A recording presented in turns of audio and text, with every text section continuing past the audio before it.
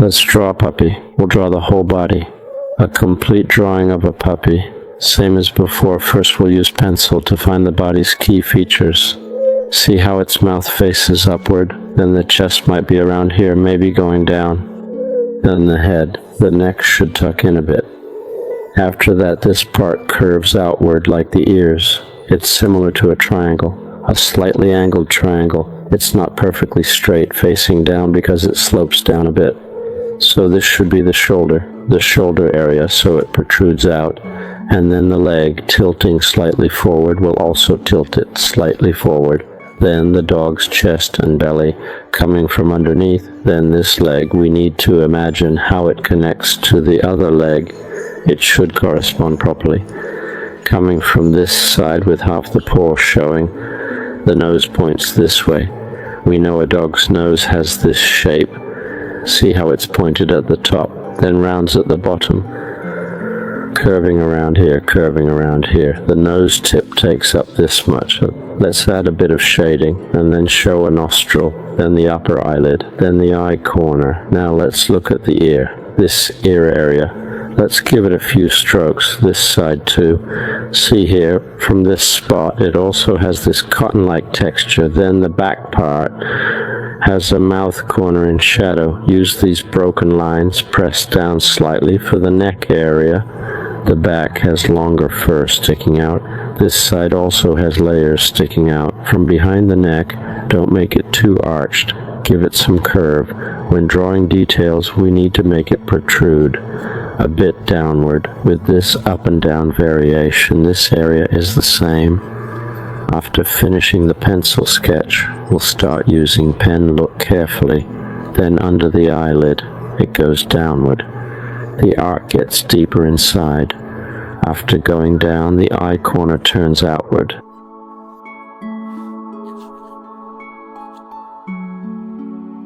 This is the actual corner of the eye, the nose bridge. We'll first use this faint line, a small dotted line extending over, then to this side. The ear flips over to here, then here there's a backlit area.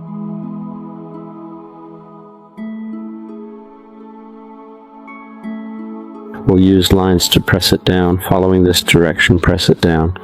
Then we have this cheek area, the mouth. Press upward under the mouth. Press this area to create a seam, then naturally line downward.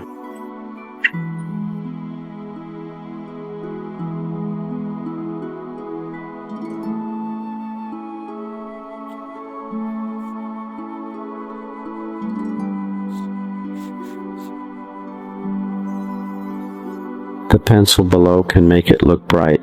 Press the line once, then in this area there's an eye corner. Its mouth, the actual corner of the mouth should be around here. Look at this area. It's concave inward, this wrinkle where the skin folds downward.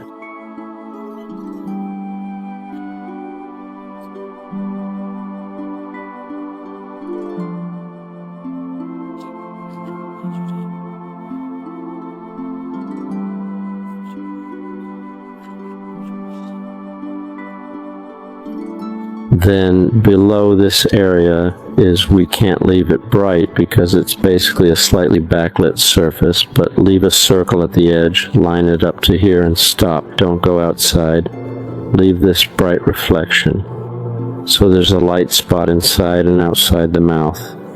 This one follows along here, but pay attention to the natural flow of the fur. Don't draw it too straight. This must be pressed down to make the ears stick out. Good. Now to the back. This line, the back line, note the position where the bones rise. Then this spot is the shoulder point. Let's find it. This area bulges out a bit, gently transitioning to this side. Then here, see the relationship between the chest and legs. There's also a slight depression in the middle, this kind of feeling. Then to this part, look at the details we need to pay attention to. See its leg after this is the belly area.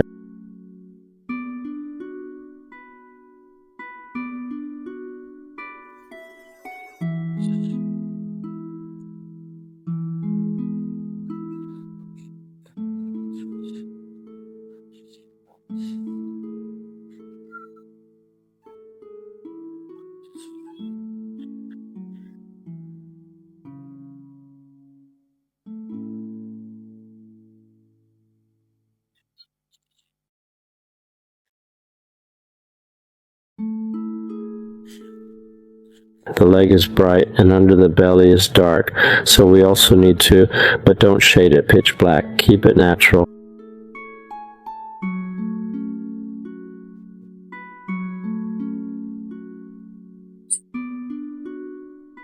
This curve goes inward and we must clearly show this. You can't draw the leg straight like a stick, that's wrong. It shouldn't be completely rigid. It needs to look fluffy, but also have that wrapped, fleshy feeling.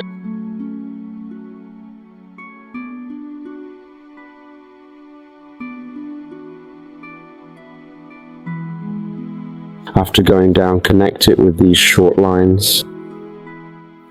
Connect to the front claw, the pointed claw tip. Cover the claw tip area with these broken lines to create a transition. This leg, continue to pinch this area. See how it's thicker on this side coming to this edge. It gradually gets heavier here. Look, first arrange this line, then after that, leave a white highlight underneath. Then see how the line comes to here, and then this part has another line. What is this line for? It's actually where the flesh folds here.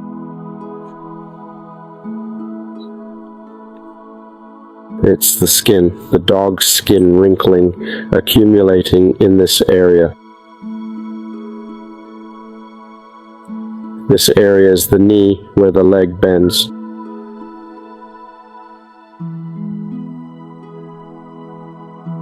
When it bends, we put this on top.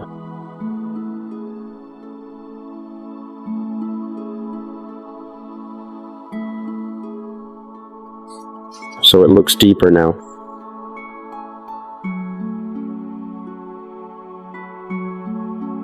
Then the bottom part, just paint it solid black. But from top to bottom there should be a gradual transition.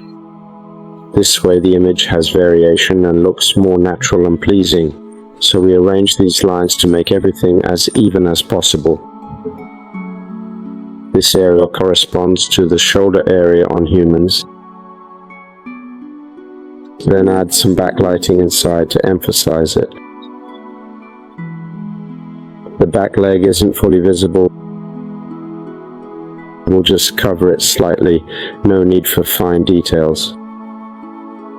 Now look at the belly, coming down from here, this section, this side. Again, let's draw some lines here. The part touching the ground where it steps on the surface should be darker. Take another look at everything, but don't make it too intense.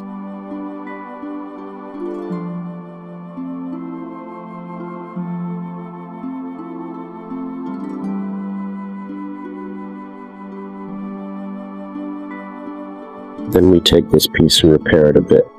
Package it up. This dark side, let's add a bit more.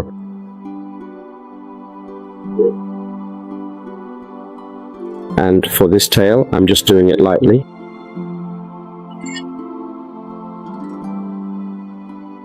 No need to be too detailed or precise. After this, press down slightly below.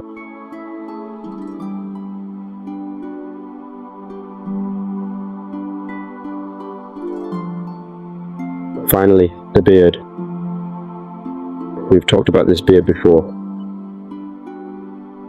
When brushing the beard, be firm and strong. Mainly connect it with the ground, this space. The space. It's the feet where it touches the ground. There's a seam, there's a gap in that space. Press the surface. Find this part. Once you find it, separate it from the ground.